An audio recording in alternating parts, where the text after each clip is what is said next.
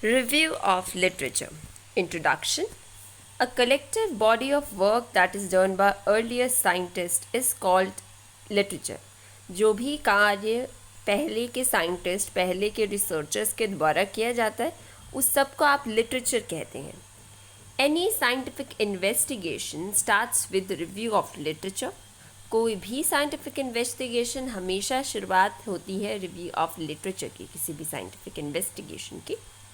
It helps in generating the ideas as well as it helps in developing significant questions. तो research हमें help करती है इन generating ideas. जब हम literature को पढ़ चुके होते हैं, मतलब लिटरेचर पढ़ते हैं, तो उसके बाद हमें कहीं ना कहीं कुछ आइडियाज़ नए दिमाग में आते हैं. It helps in developing significant questions. हम और क्वेश्चंस को, सिग्निफिकेंट क्वेश्चंस को डेवलप कर पाते हैं. It is regarded as instrumental in the process of research design. तो रिव्यू ऑफ लिटरेचर करना बहुत ही एक इम्पॉर्टेंट एक स्टेप माना जाता है in like it is very instrumental in the process of research design. तो रिसर्च करने के लिए बहुत ही ज़रूरी प्रोसेसेस में से एक है हमारा review of literature. So to recap, a collective body of work that is done by earlier scientist is called literature. And any scientific investigation that always starts with review of literature. It helps in generating ideas. It helps in developing significant questions. It helps as a instrumental. It is instrumental in the process of research design. काफ़ी instrumental है ये research design के process में. तो a collective body of work that is done by earlier scientists is called literature. Any scientific investigation always starts with review of literature. It helps you in generating the ideas. It helps in you developing significant questions, as well as it is instrumental in the process of research design. The purpose of review. सबसे पहले जानते हैं कि purpose क्या है review of literature करने का. Number 1, identifying the relevant variables. A literature review always helps the researcher in identifying the important variables in their area of interest. Basically, literature review हमें help करता है ये identify करने के लिए कि कौन से वो important variables हैं in the area of interest, right? So, identifying relevant variables, a literature review helps the researcher in identifying important variables in their area of interest. तो जब हम लिटरेचर का रिव्यू कर पाते हैं तो रिसर्चर्स ये जान पाते हैं कि कौन से वेरिएबल्स इम्पॉर्टेंट है, कौन से वेरिएबल्स उनके इंटरेस्ट के हैं और कौन से नहीं. It aids in selecting variables that are conceptually and practically significant for the researcher. तो रिसर्चर उन्हीं वेरिएबल्स को चूज़ करता है जो कि उसके लिए कंसेप्चुअली प्रैक्टिकली सिग्निफिकेंट होते हैं, जो उसको सिग्निफिकेंट लगते हैं वो वेरिएबल्स वो चूज़ कर लेता है. ठीक है, for their research. Adding in problem formation, right.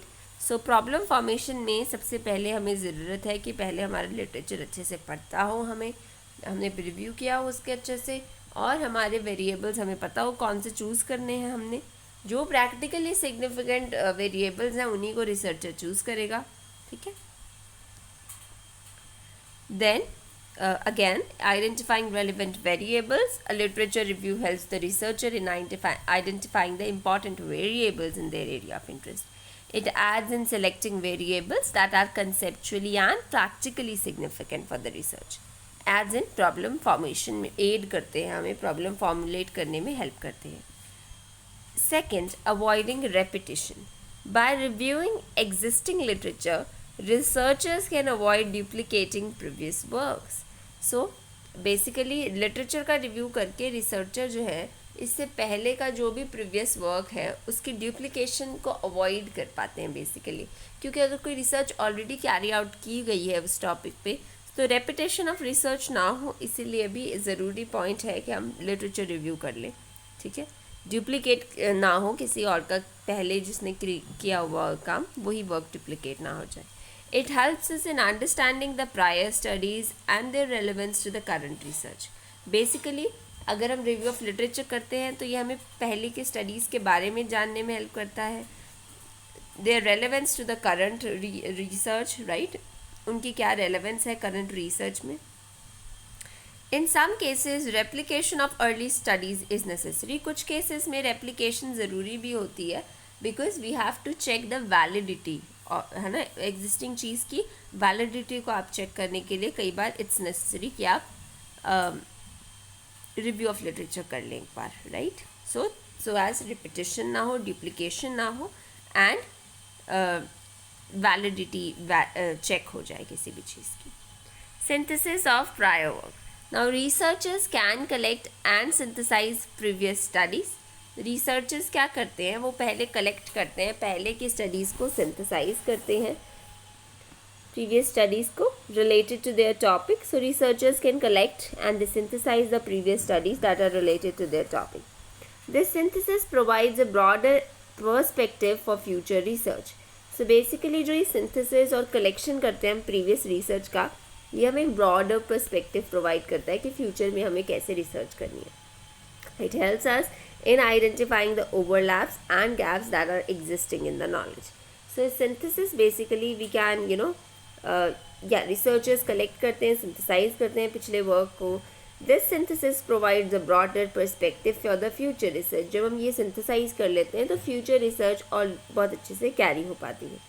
It helps in identifying the overlaps and gaps in existing knowledge.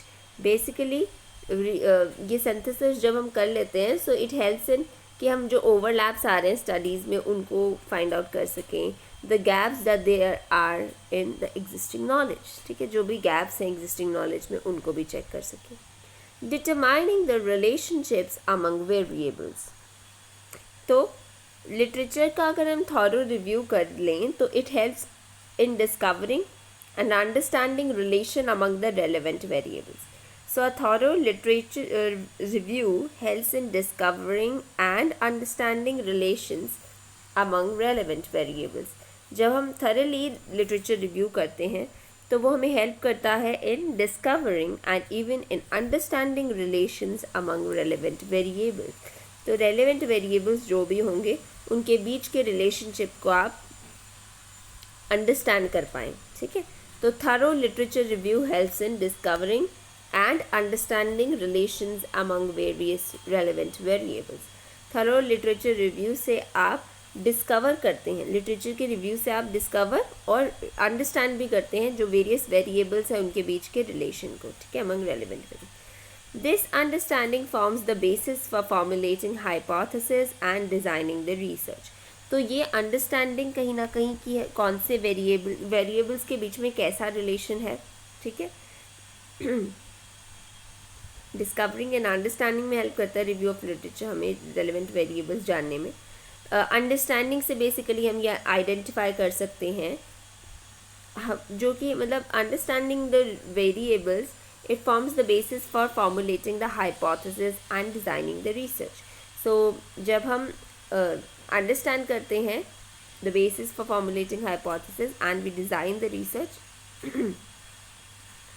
Yeah, so we variables को identify कर पाना, उनको समझ पाना is very important. ठीक है, the general purpose. Apart from scientific purpose, literature review also serves to argue for the relevance, for the significance of the research question. It provides the context for choosing methodology. एक general purpose तो ये सर्व करता ही है. For example literature review it serves to argue for the relevance and significance of a research question. Basically इससे हमें पता लगता है कि कोई हम रिसर्च क्वेश्चन अगर हम ले रहे हैं तो वो कितना रेलिवेंट है, उसकी क्या सिग्निफिकेंस है. It provides the context for the chosen methodology and establishes the researchers credibility.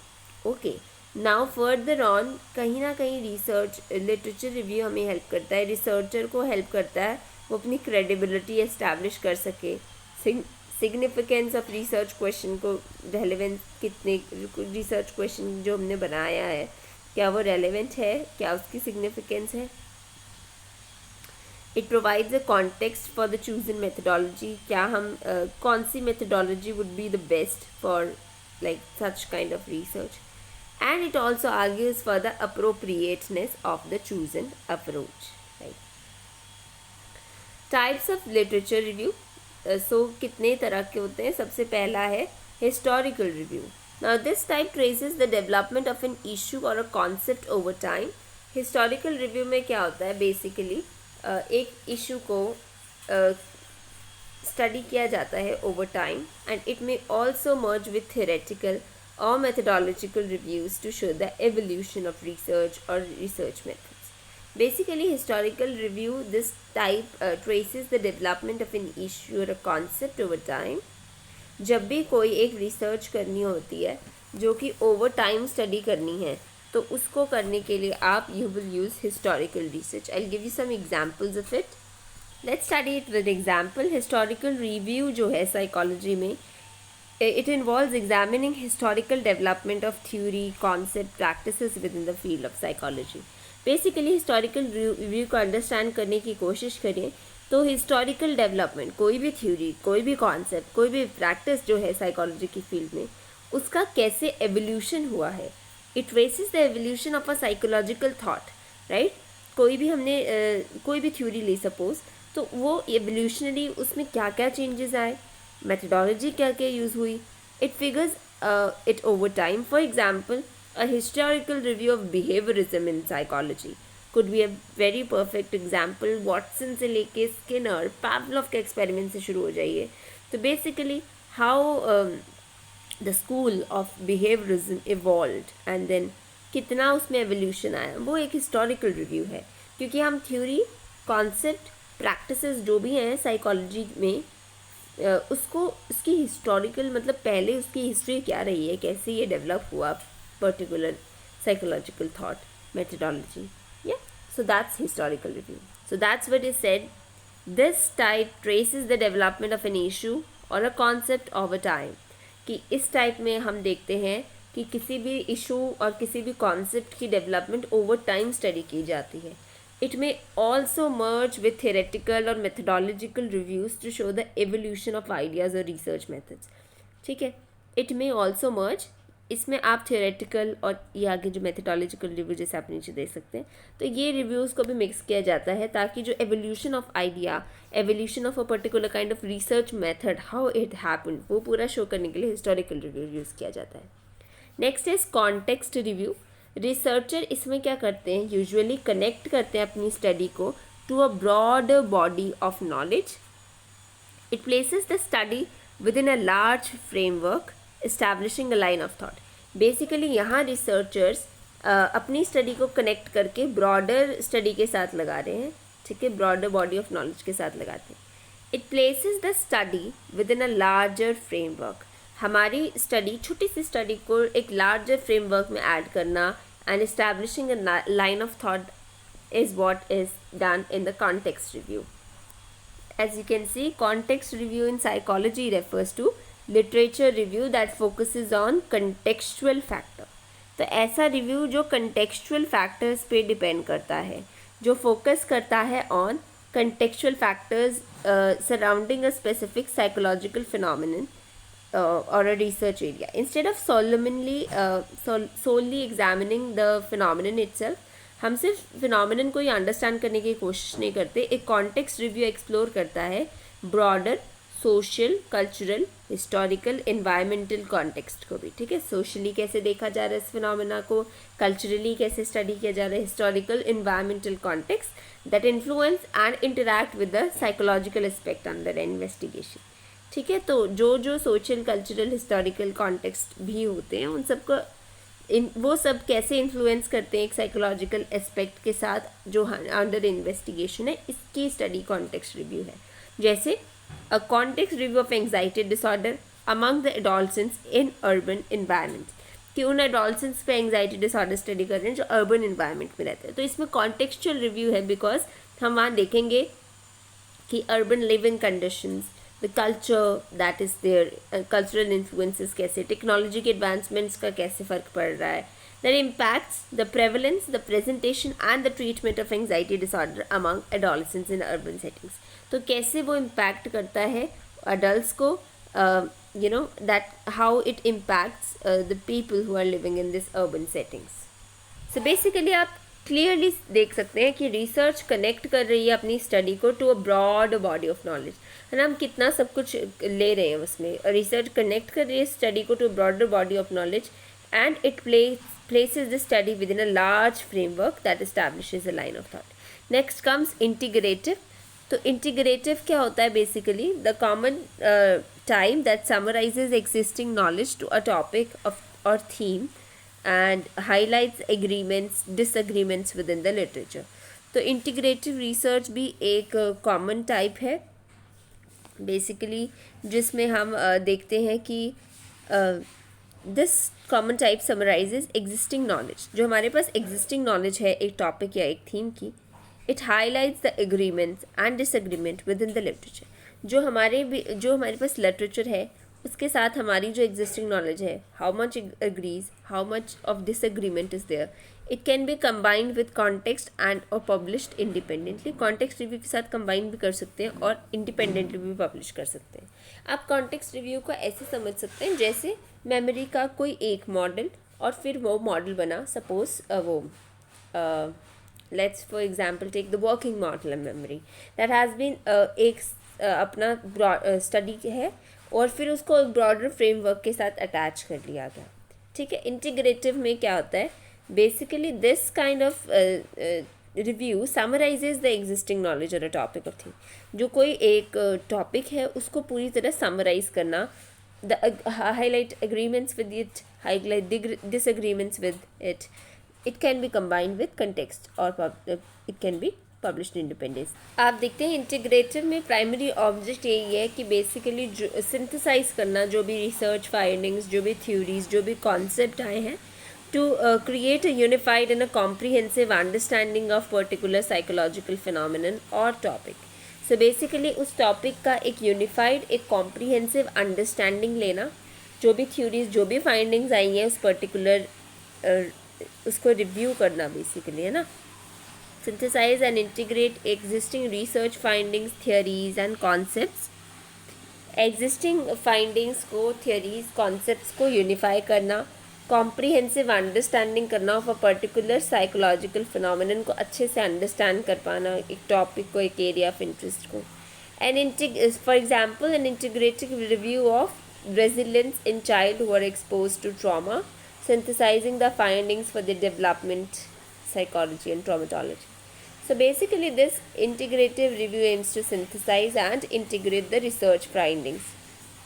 Basically जो integrative review है, it aims to synthesize and integrate the research findings. Basically synthesize करने की, integrate करने की कोशिश करता है research findings को from developmental psychology and traumatology to create a comprehensive understanding of how resilience. Basically आप डेवलपमेंटल साइकोलॉजी को भी ले रहे हैं, आप ट्रोमेटोलॉजी की भी नॉलेज को ले रहे हैं, सो एज टू अंडरस्टैंड कि रेजिलियंस कैसे डेवलप होती है उन बच्चों में जिनको ट्रॉमा एक्सपीरियंस करना पड़ता है. So integrative review in psychology research is a comprehensive and systematic type of literature review that synthesizes as well as integrates knowledge from diverse sources. तो अलग अलग सोर्सेज से नॉलेज को इंटीग्रेट करके providing a holistic understanding of a specific topic और an issue or a research question within psychology. It goes beyond summarizing existing research. It aims to create a cohesive narrative by drawing the insights from various studies, theories and perspectives. So very clear, very simple, holistic perspective है जिसमें आप summarize करने से ज़्यादा काम करते हैं. Basically, you aim at a cohesive narrative. You draw insights from various studies and theories and perspectives. Basically जो भी आपने लिटरेचर रिव्यू किया है सबको सिंथेसाइज इंटीग्रेट कर रहे हैं आप प्रेजेंट जो आपकी फाइंडिंग्स हैं उनके साथ. Kind of methodological review specialized in nature, this type compares and evaluates methodological strength of various studies. तो बेसिकली मेथडोलॉजी चेक की जाती है अलग अलग स्टडीज़ की. रिसर्चर्स असेस करते हैं डिफरेंट रिसर्च डिज़ाइंस को, सैम्पल्स को, मेथडोलॉजीज़ को, often using meta-analysis. Methodological research एक type of literature review है जो focus करता है research methodology, design, methodology जो कि employ की गई हैं psychological studies उन पे, instead of examining the specific psychological phenomena or theory. Theory या फिनोमेना की तरफ नहीं, मेथोडोलॉजिकल रिव्यू इवैल्यूएट करता है, discusses the various research approaches and techniques and methodologies that are used within a particular area of psychology. So basically methodological review क्या evaluate करता है? It discusses the various research approach, जो अलग अलग research approach जो हैं उनको discuss किया जाता है. It evaluates, it discusses various research approaches, the techniques, the methodologies that are used in a particular area of psychology. तो हमने मेथोडोलॉजिकल रिसर्च के बारे में पढ़ा. बेसिकली ये लिटरेचर रिव्यू में ऐसा रिव्यू टाइप है जो कि फोकस करता है रिसर्च मेथड्स, डिज़ाइंस और मेथोडोलॉजीज़ पे दैट एम्प्लॉय जो कि लगाते हैं हम इस साइकोलॉजिकल स्टडीज़ में. Basically instead of examining the specific psychological phenomenon और theories of methodological review basically क्या करता है?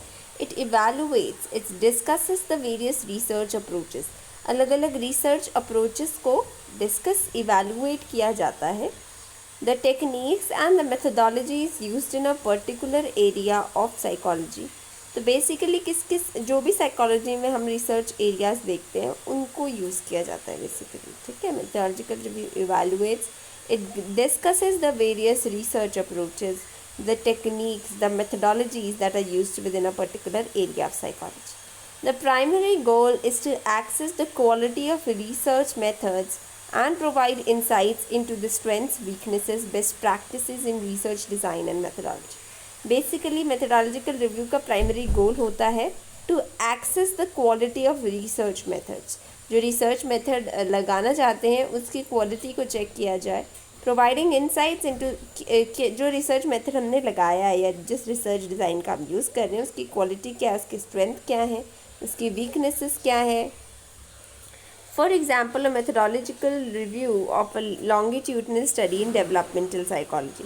जैसे मेथोडोलॉजिकल रिव्यू में हम डेवलपमेंटल साइकोलॉजी अगर देख रहे हैं तो वो लॉन्गिट्यूडनल स्टडी हो जाएगी मेथड से. ठीक है. फिर हम डेटा कलेक्शन के बेसिस पे ऐसा रिव्यू जो है करके रिसर्च कर सकते हैं. Methodological review aims to critically evaluate to synthesize the research methods, the designs that are used in longitudinal studies में basically ज़्यादा use किया जाता है within the field of developmental psychology, with a focus of research design, attrition rates and data collection strategies. Self study review. Researchers demonstrate करते हैं अपनी familiarity को एक टॉपिक से सेल्फ स्टडी रिव्यू में. बेसिकली एजुकेशनल प्रोग्राम्स में काफ़ी use किया जाता है. Self study review in psychology refers to a reflective and a critical examination of one's own learning process. तो सेल्फ स्टडी रिव्यू जो होता है बेसिकली इसमें एक रिफ्लेक्टिव क्रिटिकल एग्जामिनेशन होती है खुद के लर्निंग प्रोग्रेस की कि उसने कैसे रिसर्च की. Suppose I right a research of on that how I got to know about learning, right? So I studied it through which methods. वो सारा कुछ लिखता है एक सेल्फ स्टडी रिव्यू में ना. जो रिसर्चर है वो रिफ्लेक्टिव क्रिटिकल एग्जामिनेशन करता है कि उसने कैसे लर्न किया, कैसे उसकी प्रोग्रेस और अंडरस्टैंडिंग रही साइकोलॉजिकल कॉन्सेप्ट, थ्योरीज और रिसर्च की. It involves evaluating one's own knowledge, skills and study habits within the field of psychology. खुद के knowledge, skills को evaluate करना, study habits को evaluate करना in the field of psychology. So self-study review are valuable for the psychology students, researchers and professionals who want to access their growth and identify their improvement areas. Basically ये तो self-study review काफ़ी important है, चाहे वो psychology students हों, चाहे वो researchers हों, चाहे वो प्रोफेशनल्स हों, जो भी अपनी ग्रोथ और इम्प्रूवमेंट को देखना चाहते हैं. For example we musicians use this a lot. We are told to keep a diary जिसमें आप सेल्फ स्टडी रिव्यू करते हैं. अच्छा मैंने आज ऐसे मेरा प्रोग्रेस चल रहा है म्यूज़िक को लेके, ऐसी मेरी ग्रोथ है. So you identify the important areas. Theoretical review. This specialized review presents and compares multiple concepts. Theoretical में आप देखते हैं काफ़ी सारे अलग अलग multiple concepts, models, theories को basically एक साथ compare करते हैं, present करते हैं and focuses on the same topic. Same he topic की अलग अलग theories, concepts, models को compare किया जाता है. Researchers evaluate these based on assumptions, scope of explanation, logical consistency and other criteria. अब जो researchers हैं वो evaluate करते हैं इन assumptions को, scope of explanation, the logical consistency and other criteria. So researchers evaluate this based on assumption, scope of explanation, logical consistency and other criteria. तो researcher evaluate करते हैं इन assumptions को, जो भी बेसिकली डिफरेंट कॉन्सेप्ट्स मॉडल्स को compare किया जाता है और फिर रिसर्चर्स इवेलुएट करते हैं उन्हें on the basis of assumptions and scope of explanation, logical consistency check करते हैं, other criterias. Sources of review: journal, books as primary sources. So research journals primary sources हैं of the scholarly articles that are presenting original research reports within a detailed methodology and research. तो research general में क्या होता है, basically research journals होती हैं जो primary source हैं, उनमें आर्टिकल्स छपते हैं, ओरिजिनल रिसर्च वगैरह छपती हैं, रिपोर्ट्स छपती हैं, डिटेल्ड मेथोडोलॉजी क्या यूज़ की गई उसके बारे में भी लिखा होता है और रिजल्ट्स क्या है ये भी लिखा होता है बेसिकली. ठीक है.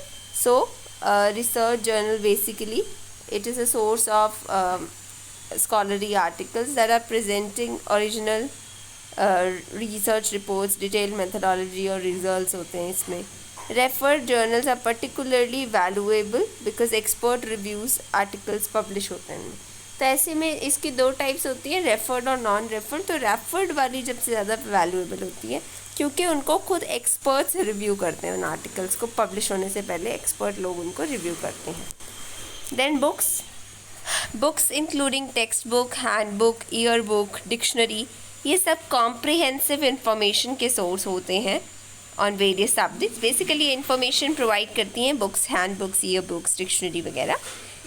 While they offer in depth coverage, in depth में बहुत टॉपिक्स को बताया जाता है.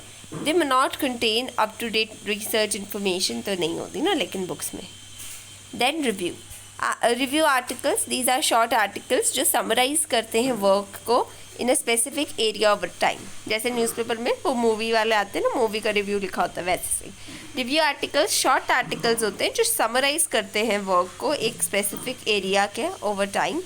Review select relevant research articles, reviewers क्या करते हैं, कोई रेलेवेंट रिसर्च आर्टिकल लेते हैं, ऑर्गेनाइज करते हैं उसको थीमेटिकली, उसको क्रिटिक करते हैं उसकी finding and even offer their own insights.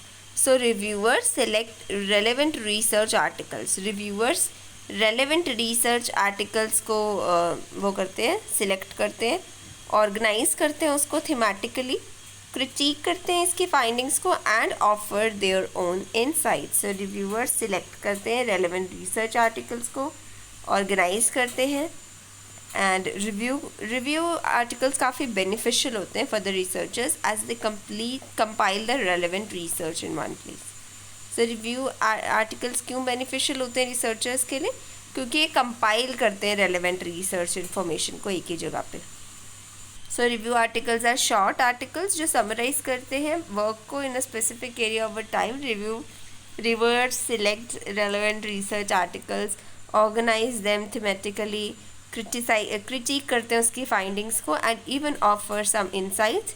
Review articles are beneficial for researcher as they compile relevant research in one place. क्यों beneficial होते हैं, because relevant researches को एक ही जगह पे compile करके रखा होता है, beneficial है इसीलिए.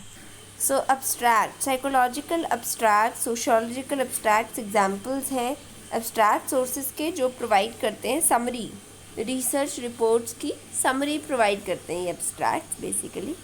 Only brief information is to be given in this abstracts and title लिखा होता है, author का नाम, उसकी designation, right? But इसमें methodology और result के बारे में इतना बताया नहीं जाता, just थोड़ा summary type information provide की जाती है, बहुत brief में वो भी.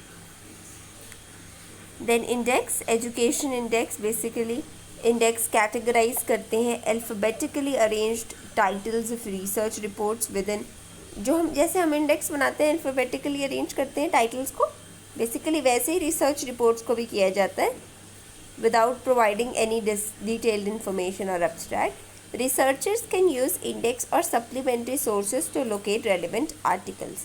So basically ढूंढने के लिए कि कहाँ पर हैं ये articles, supplementary sources कहाँ से मिलेंगे, तो उनको locate करने के लिए index का यूज़ किया जाता है काफ़ी efficiently.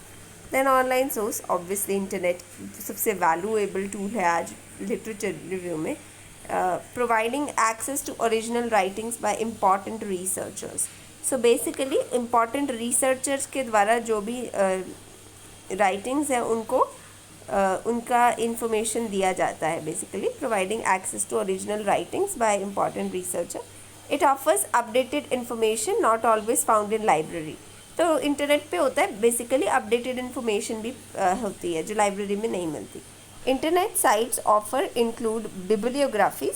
सो बिब्लियोग्राफीज होती हैं, लिंक्स होते हैं प्रोफेशनल सोसाइटीज़ के, एक्सट्रैक्ट्स होते हैं from recently published books, right. However information from internet should be cautiously use because internet में जो कंटेंट है it is not suitable for citation in academic work. आप उसको यूज़ एज ए साइटेशन नहीं कर सकते क्योंकि वो सूटेबल नहीं है for citation in the academic work. Then comes doctoral dissertations. So university libraries में आप देखते हैं डॉक्टरल डिसर्टेशंस अवेलेबल होती हैं. बेसिकली ये भी काफ़ी अच्छा सोर्स है लिटरेचर रिव्यू के लिए. तो डिसर्टेशंस में आप देखते हैं introduction, literature review, purpose of the study, methodology, result, discussion, summary, conclusion, ऐसे पूरा सेक्शन वाइज दिया होता है ना. They often provide an advantage of the prior reviews. Basically as in prior अगर हम उनको देखेंगे तो काफ़ी एडवांटेजेस होते हैं ये, ठीक है, क्योंकि अलग अलग सेक्शंस हैं. इंट्रोडक्शन, लिटरेचर रिव्यू, क्या क्यों करी गई है स्टडी, पर्पस क्या है, मेथडोलॉजी क्या है, क्या रिजल्ट्स आए, क्या डिसर्टेशन यूज, क्या conclusion and summary, how is it. So dissertation abstract internationals भी होती हैं जो पब्लिश करती हैं डॉक्टरल डिसर्टेशंस को, making it easier for researcher to access the relevant research. And then supervisors. Obviously supervisors research professional जो होते हैं एक्सपर्ट गाइडेंस प्रोवाइड करते हैं. Supervisors and research professors are experts in their field. They can provide valuable guidance and suggestions. They often have a deep understanding of the existing literature. तो उनको अपने field के बारे में काफ़ी पता होता है. So they can help in researchers को हेल्प किया जाता है to navigate the literature review process effectively. तो वो रिसर्च को नेविगेट कर सकते हैं बहुत अच्छी तरह से इफ़ेक्टिवली.